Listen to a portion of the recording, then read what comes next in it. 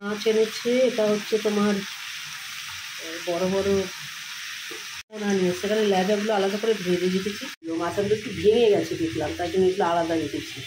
আলু দিয়ে জিরে বাটা, অল্প একটু আদা ঘষে দিয়েছি, কাঁচা লঙ্কা কুচিয়ে দিচ্ছি, আর জিরে আর একটুখানি ধনে দিয়েছি, আর পেঁয়াজ ফোড়ন দিয়েছি, জিরে ফোড়ন দিয়েছি, তার আগে তেজপাতা দিয়েছি।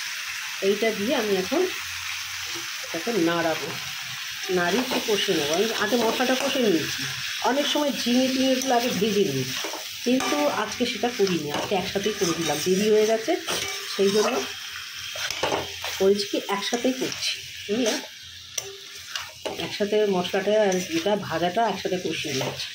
দেখি কেমন দাঁড়ায়, মনে হবে না খারাপ হবে বলে। মশলার মধ্যে একটু ঝোল তো বেরোচ্ছে, কারণ একটু ঝিঙের ঝোল বেরোয়, বুঝেছ, ঝিঙে দিয়ে মাছ করবো, তাহলে কি সবজিটাও খাওয়া হবে।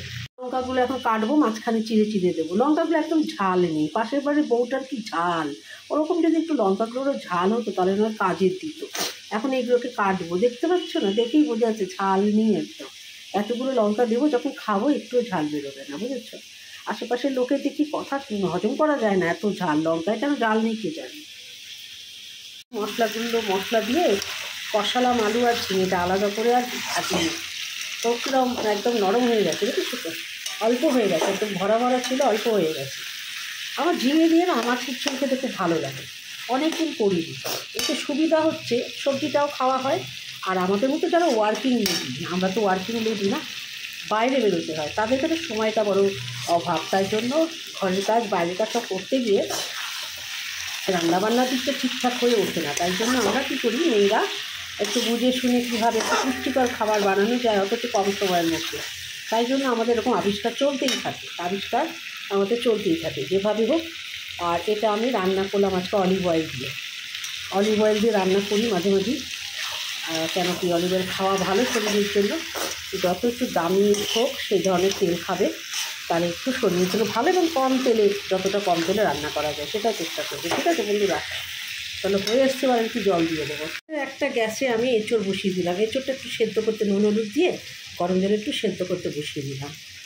এঁচড়টা ভাবছি আজকে রান্না করবো না, আজকে অনেক রান্না আছে অলরেডি, এঁচড়টা ভাব দিয়ে রেখে দেবো, কালকে রান্না করবো। কালকে কীভাবে রান্না করছি এঁচড় তোমাদেরকে দেখাবো।